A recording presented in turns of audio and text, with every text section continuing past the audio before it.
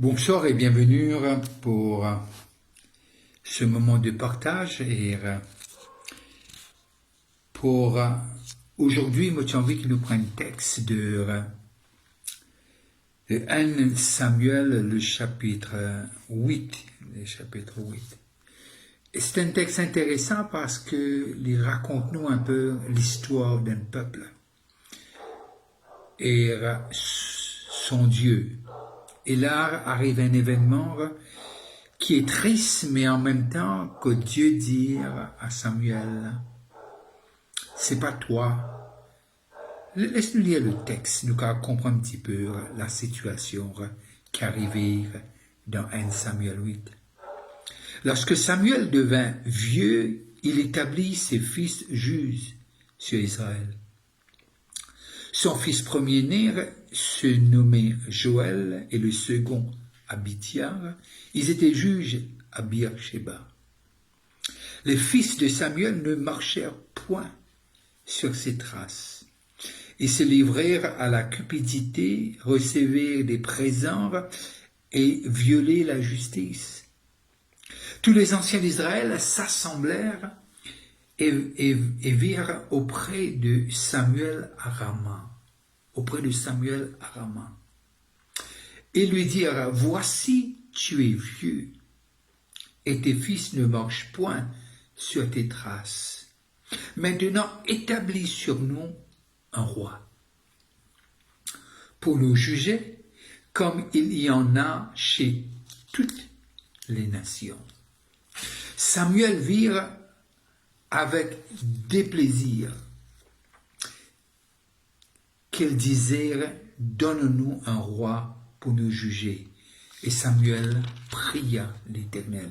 L'Éternel dit à Samuel, écoute la voix du peuple dans tout ce qu'il te dira, car ce n'est pas toi qu'il rejette, c'est moi qu'il rejette, afin que je ne règne plus sur eux.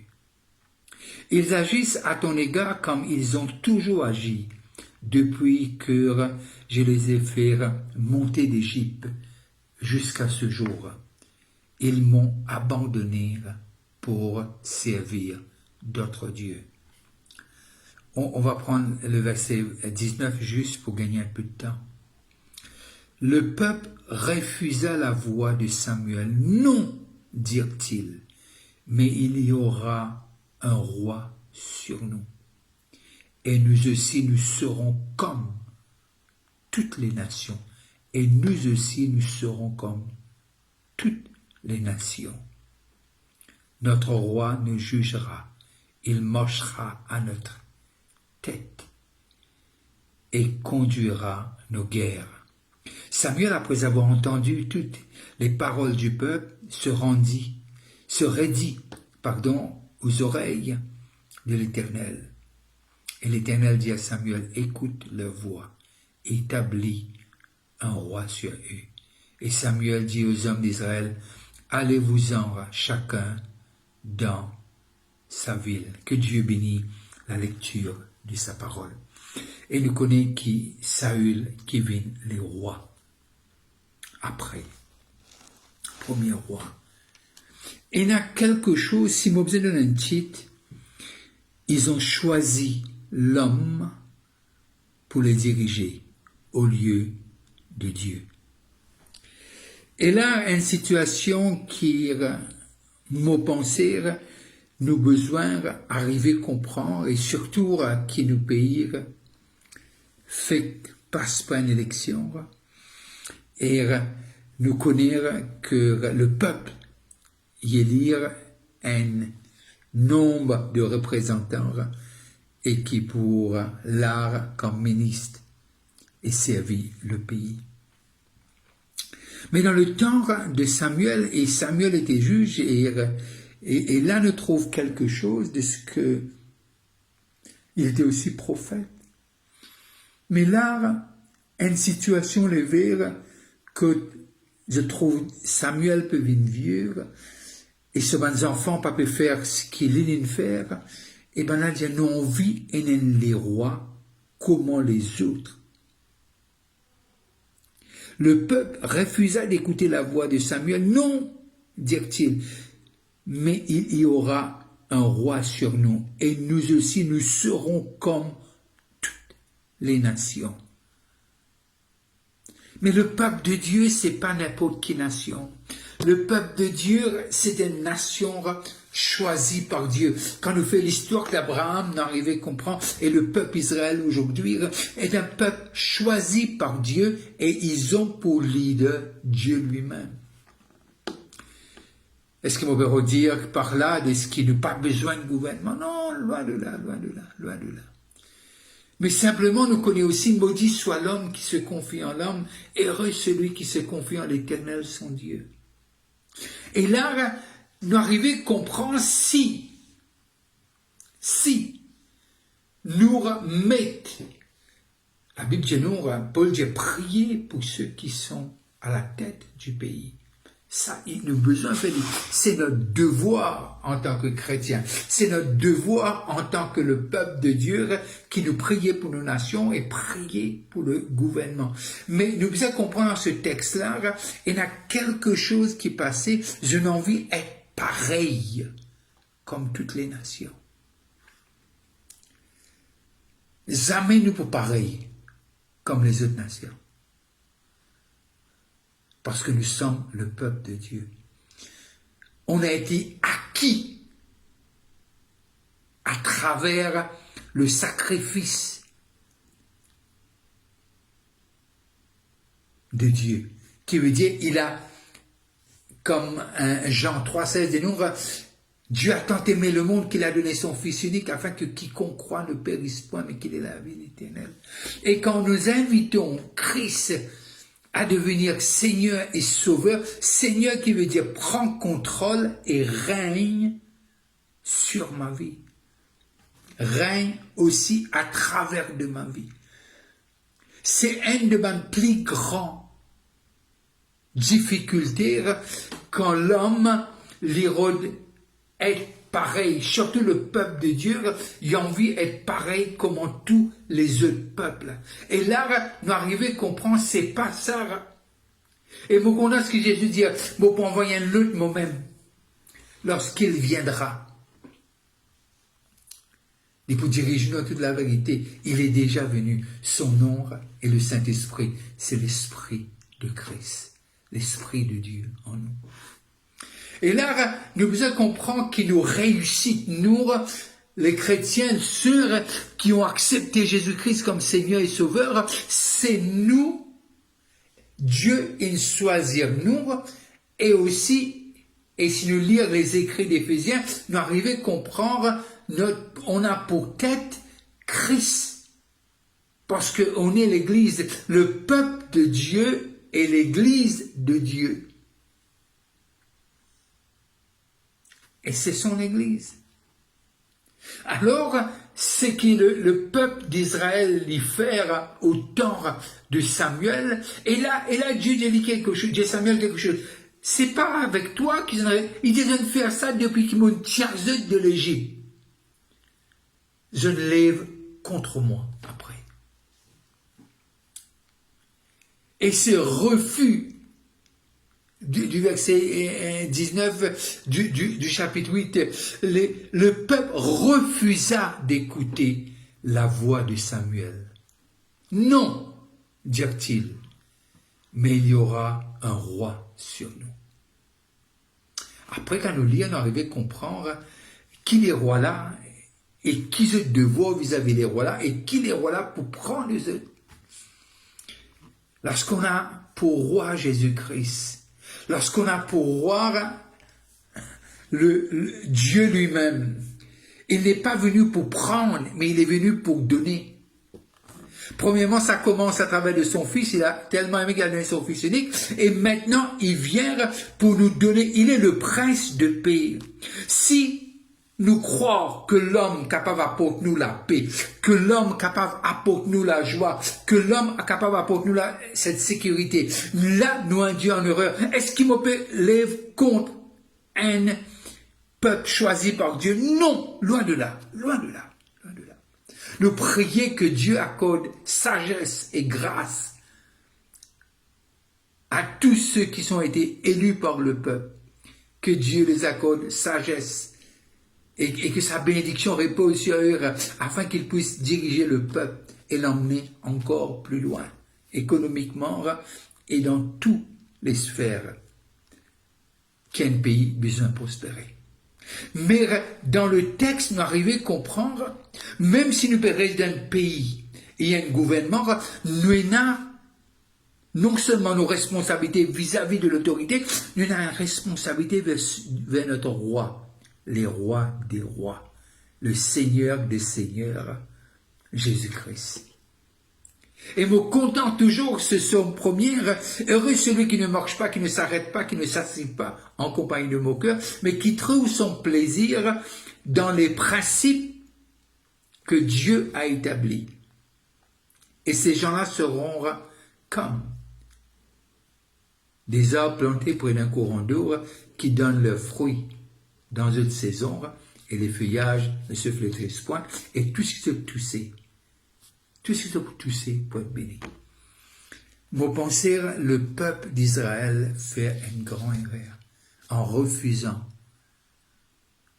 pour avoir pour roi Dieu lui-même.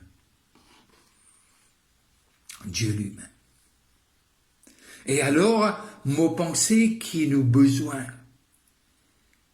et nous retourne vers Matthieu 6,33. Cherchez d'abord.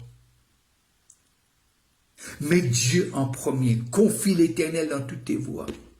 Invoque-le. Arrivé un moment, le roi Josaphat, et il dit, un grand roi, il dit, moi pas connais, qui vous fait, mais molisier, les braquer sur celui qui est au-dessus de tout. Sur le Dieu qui m'a appelé pour être roi.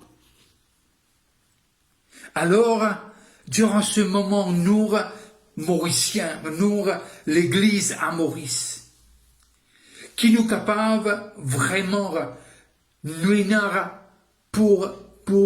pour Seigneur, pour roi, l'autorité suprême, c'est Dieu lui-même, qui nous capable mettre nous sous cette bannière, sous le leadership de Jésus-Christ.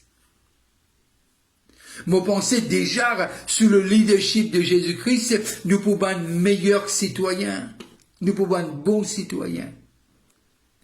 Parce que les fruits que l'Esprit de Dieu peut manifester à travers de nous, et ça pour faire de nous des citoyens exemplaires. Alors, prenant ce texte, je crois que c'est le moment plus que jamais. À un moment donné, le roi d'Hérode fait un discours, quand nous lisons quand nous lisons avec des apôtres, et il cause comment Dieu, déjà il finir faire souffrir un disciple de Jésus-Christ, et là il prend le langage, et maintenant c'est comme si c'est la voix d'un Dieu, et nous trouvons être dévorés. Et nous ne comprenons personne, tous les pays qui existent appartient à Dieu. C'est Dieu qui a créé la terre et les cieux. Et nous, les racheter, cette sacerdoce royale, ce peuple mis à part. Jamais nous ne pouvons être mis à part sans le leadership de Jésus et du Saint-Esprit. Jamais même nous ne pouvons être cette sacerdoce royale sans l'Esprit de Dieu. Et sans l'Esprit de Dieu, nos progrès n'est pas pour évident. Mais avec lui, on va faire des exploits. Mon penser, bien qu'il nous connaît un peu, façon qui les chrétiens dans ce pays, peut-être la façon que les autres regardent nous.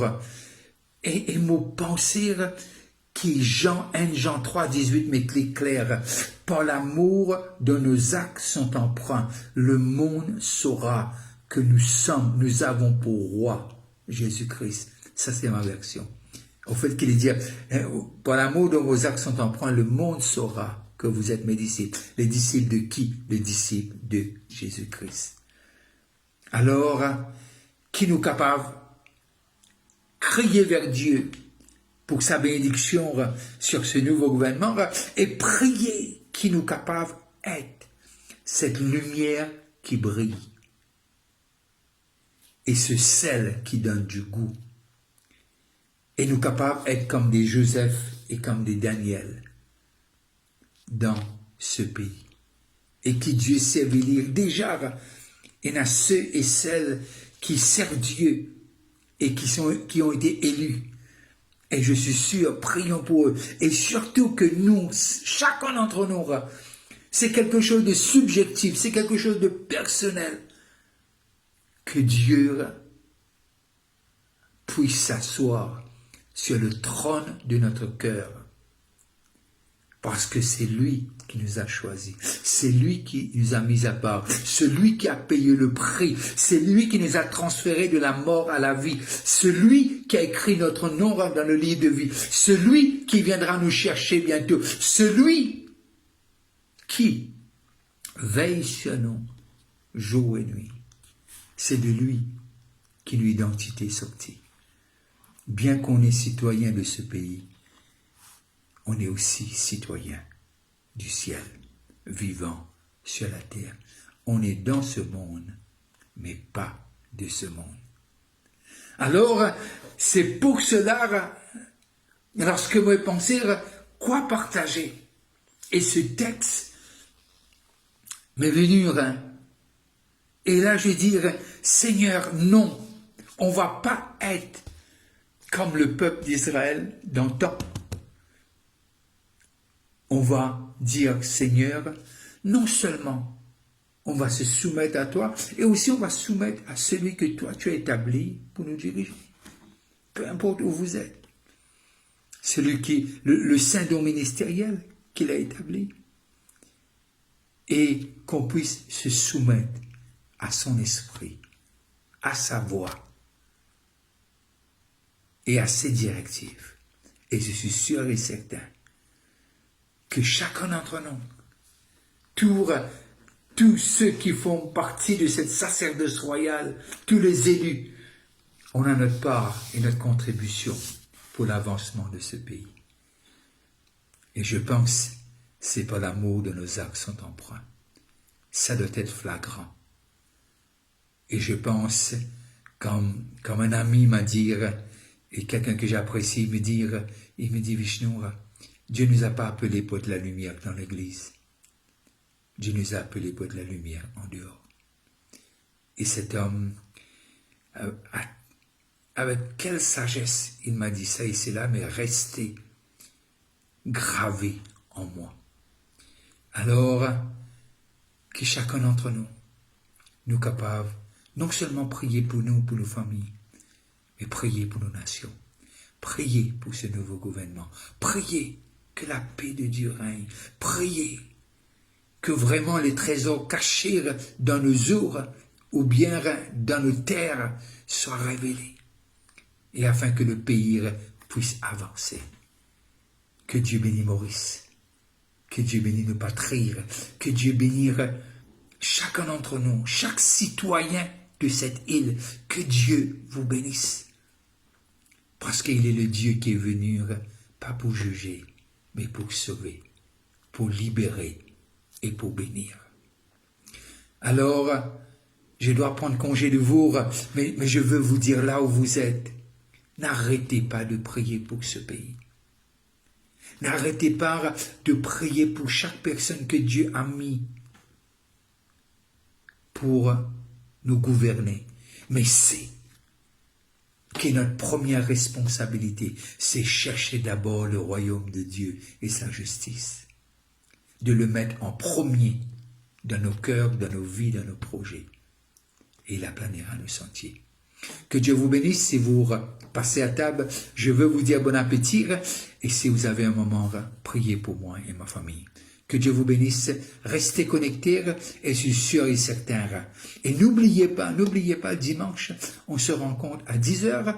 Et aussi, n'oubliez pas pour le 28 de novembre, on aura quelque chose, un Grace Fellowship, on appelle ça les chants qu'on chantait il y a 25 ans de cela, et les chants que beaucoup ont été bénis, et ces chants-là portent toujours l'onction et la présence de Dieu. Alors je vous invite personnellement le 28 à partir de 7h30, et que Dieu vous bénisse. C'est que vous n'êtes pas ordinaire.